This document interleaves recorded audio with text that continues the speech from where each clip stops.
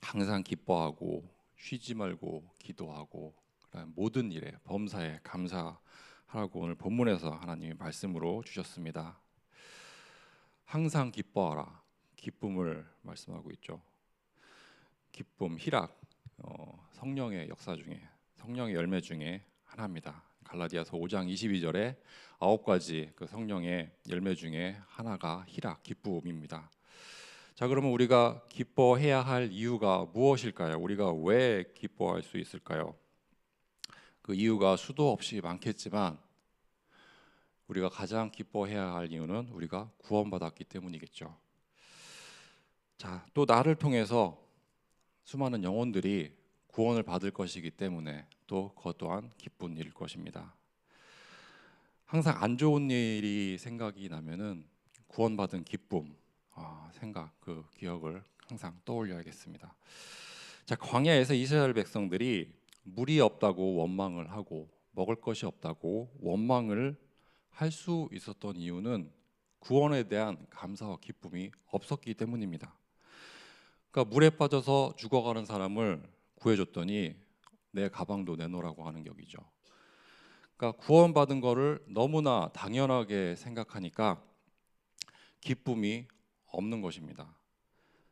그리스도가 십자가에서 죽으신 그런 그리스도의 죽으심이 너무나 당연하게 생각되니까 기쁨이 없을 수가 있습니다. 정말 영원히 죽을 수밖에 없었던 운명에서 우리를 건져주셨다는 것을 안다면은 우리가 기뻐할 수밖에 없겠죠. 자, 그리고 두 번째로 쉬지 말고 기도하라고 말씀을 하십니다. 기도를 말씀하십니다. 자, 기도는 하나님과 소통하는 시간이죠. 그래서 하나님 주신 말씀 없이 기도를 하는 것은 나의 자기 소원, 나의 육신적인 그런 욕망을 채우기 위한 소원을 비는 그런 이방인의 기도와 다를 것이 없습니다. 하나님의 나라와 그 일을 구하는 기도가 하나님이 원하시는 기도라고 마태복음 6장에서 하나님이 기도의 본을 보여주시면서 말씀을 주셨습니다. 아침, 점심, 저녁으로 그 기도가 되어지는 기도 시스템이 모두 다 인도받으실 것이라고 믿고 있습니다. 자, 그다음에 세 번째로 범사에 감사하라. 감사하라는 말씀을 주셨습니다. 모든 일에 감사하라고, 어떤 상황 속에서도 감사하라고 말씀을 주십니다. 우리가 언약의 여정을 가는 동안에 기쁜 일도 있고 슬픈 일도 있고 여러 가지 일들이 있지만 그 모든 일 속에서도 우리가 항상 감사해야 된다고 우리 말씀을 주십니다. 지금 당장 힘들더라도 그것 또한 하나님이 우리에게 허락하신 것이기 때문에 우리는 감사해야 할 것입니다. 모든 일 속에서 하나님의 선한 계획이 있다는 것을 우리가 인정하게 되면 감사할 수밖에 없습니다. 그래서 모든 일에 감사로 제사를 드리라고 또 말씀을 주셨죠. 시편 50편 23절에 보면 감사로 제사를 드리는 자가 하나님을 영화롭게 한다고 말씀으로 주셨습니다. 범사에 하나님의 주권을 인정하는 것이 하나님의 영광을 돌리는 삶이라고 말씀을 주십니다. 우리가 하나님이 우리를 지으신 이유가 하나님이 영광을 받으시기 위해서, 그리고 하나님만으로 우리가 충분하고 기뻐할 수 있도록 우리를 지으셨습니다. 자, 언약의 여정을 가는 동안 항상 기억할 것 세 가지, 기도하고 기뻐하고 또 감사하는 그 세 가지가 오늘 시간에 새롭게 회복되시기를 소원합니다. 자, 오늘 데살로니가 전서를 보게 되는데요. 데살로니가 전서는 바울이 데살로니가 교회에 보낸 편지입니다. 그렇게 편지를 썼다면은 그 의도가 있겠죠. 바울이 어떠한 의도로 데살로니가 교회에 편지를 보냈을까요? 우선 교회를 격려하고 그 다음에 권면하기 위해서 이 서신을 보냈습니다. 그 당시 데살로니가 교회는 사도행전 17장에 기록이 되어 있어요. 우리는 이미 사도행전 17장 말씀을 본문으로 확인해 보았습니다. 몇 주 전에. 자, 바울은 복음을 전하고 있고 유대인들과 헬라인들, 이방인들은 그 바울이 복음 전하는 일을 방해하고 쫓아다니면서 방해하고 있습니다. 데살로니가 바로 전에는 바울이 빌립보에서 복음을 전하고 있었어요. 그래서 빌립보에서 루디아라는 제자를 세우게 됐죠. 그리고 또 귀신 들린 여종을 그 속에서 귀신을 쫓아내는 그런 역사도 있었습니다. 제자가 세워지고 귀신이 쫓겨나는 일이 있으면 하나님 나라를 위해서 분명히 기쁜 일이겠죠. 하지만 세상 사람들, 유대인들에게는 이게 전혀 기쁜 일이 아니었습니다. 루디아와 같이 돈 많은 귀부인들이 그리스도를 믿고 유대인을 떠나니까 유대인들에게는 큰 타격이 됐겠죠. 그리고 점을 쳐서 주인에게 큰 돈을 벌어주었던 그 여종이 그 일을 못하게 되니까 또 주인들이 화가 나 있습니다. 그래서 바울 때문에 이렇게 피해를 본 사람들이 모여서 바울을 이렇게 고소를 하게 됐어요. 그래서 바울은 매를 맞고 감옥에 갇히게 되었습니다. 그래서 옥중에서 하나님을 찬양하며 기도를 했고 하나님은 그 기도에 응답하셨고 또 기적이 일어났습니다. 이제 로마 군인들이 자기들이 감당할 수 없기 때문에 이 바울 일행들을 놓아주게 됩니다. 그래서 제발 이 도시에서 떠나달라고 이렇게 부탁을 해서 바울 일행들이 빌립보를 떠나서 지금 데살로니가로 오게 되었습니다. 그래서 사도행전 17장을 보면은 1절에 이렇게 기록이 되어 있습니다. 그들이 암비볼리와 아볼로니아로 다녀가 데살로니가에 이르니 거기 유대인의 회당이 있는지라. 2절에 보면 바울이 자기의 관례대로 그들에게로 들어가서 새 안식일에 성경을 가지고 강론하며, 그러니까 바울이 유대인 회당에 들어가서 강론했다고 그렇게 말씀을 하십니다. 그러니까 지금으로 치면은 주일 강단에 다른 교회 목사님이 서 계시는 것입니다. 그것도 3주 연속으로 그렇게 다른 교회 목사님이 그 교회에서 설교를 하고 있는 거죠. 그러니까 3주 연속 강단에서 설교를 하면서 그렇게 사역할 수 있었던 것을 보면은 바울이 얼마나 그때 권위 있는 사람인지 확인을 할 수 있습니다. 바울은 가말리엘의 제자였죠. 그래서 어느 지역을 가든지 자기가 그 유대인의 회당에 들어가서 설교를 할 수 있는 그런 권한을 가지고 있었어요. 그래서 방문하는 도시마다 바울은 유대인 회당을 들어갔고 거기서 성경을 가지고 하나님 말씀을 선포하게 됩니다. 그래서 하나님의 회당에서 무엇을 바울이 이렇게 설교를 했는지 17장 3절에 보면은 나와 있습니다. 사도행전 17장 3절에 보면 뜻을 풀어 그리스도가 해를 받고 죽은 자 가운데서 다시 살아나야 할 것을 증언하고 이르되 내가 너희에게 전하는 이 예수가 곧 그리스도라 하니. 그러니까 뜻을 풀어서 증언을 했다고 말씀을 하십니다. 이 단상에 놓인 그 유대인 회당에 가면은 항상 이 위에 구약 성경이 놓여 있어요. 그래서 그 성경을 가지고 이제 강론을 하는 거죠. 구약을 읽어주면서 그 의미를 풀어주었던 것입니다. 그러니까 너희가 그렇게 기다리고 있던 그리스도가 이 땅에 오시면 너희가 기대하는 것처럼 왕처럼 그렇게 군림하는 것이 아니고 우리를 위해서 해를 받고 십자가 위에서 돌아가실 거라고 이미 성경에서 말씀하고 계신다고 증언을 하고 있습니다. 그러니까 그리스도가 십자가에 죽으시고 부활하신다는 것이 이미 성경에 기록되어 있다는 것을 이 회당에 놓여 있는 성경책을 가지고 확인해 주면서 바울이 말씀을 전했습니다. 그랬더니 4절에서 말씀하신 것처럼 그 중에 어떤 사람은 곧 경건한 헬라인의 큰 무리와 그다음에 적지 않은 귀부인도 권함을 받고 바울과 실라를 따른다고 이렇게 말씀을 기록을 했습니다. 그러니까 제자가 세워지고 그 지역에 영향력 있는 사람이 예수를 믿게 된 것이죠. 그 중에 하나가 데살로니가 교회에서는 야손입니다. 그러니까 자기 집을 교회로 내 주었습니다. 그러니까 그 당시 초대교회에서는 그 지역의 유지들 좀 이제 힘이 있는 그런 사람들이 자기가 살고 있는 대저택을 교회로 내 주었습니다. 지금 저희가 예배드리고 있는 이 장소도 개인 집이었죠. 마찬가지로 이렇게 큰 집들을 예배 장소로 이렇게 내주어서 사용했던 게 초대 교회입니다. 자, 이렇게 유대교를 따르던 지역 유지들이 돌아서서 기독교로 개종을 하게 되죠.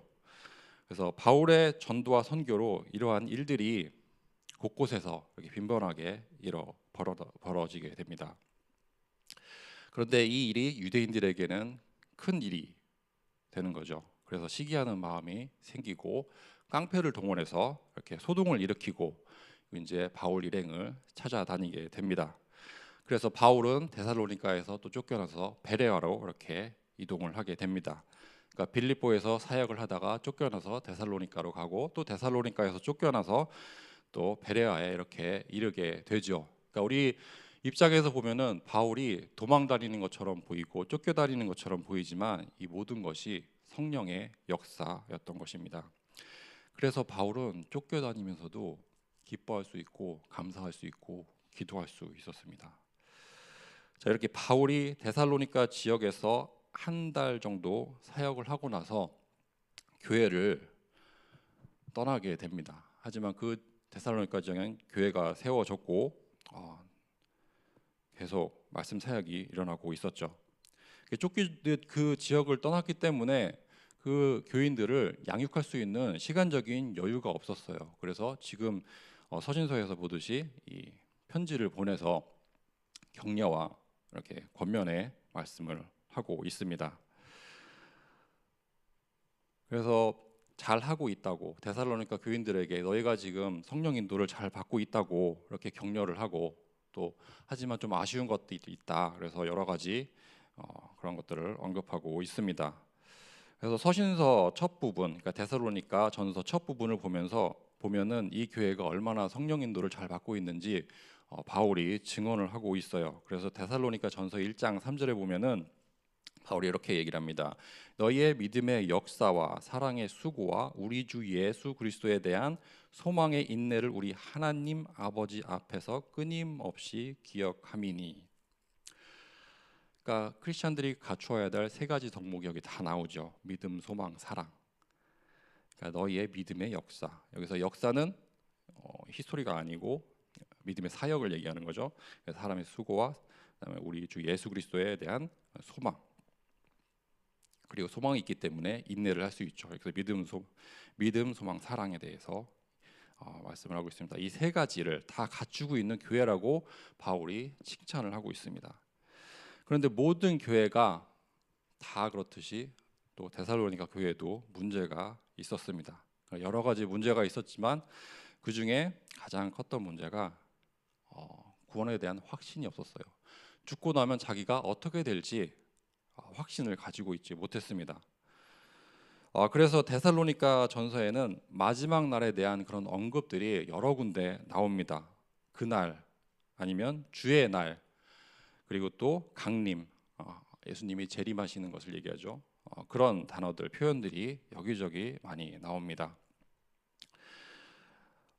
데살로니가 교인들이 우상을 버리고 하나님으로 돌아와서 지금은 하나님 섬기는 일을 하고 있지만 내가 죽게 되면은 앞으로 어떻게 될지 확신이 없었대요. 그래서 바울이 그들에게 구원의 확신을 주고 있습니다.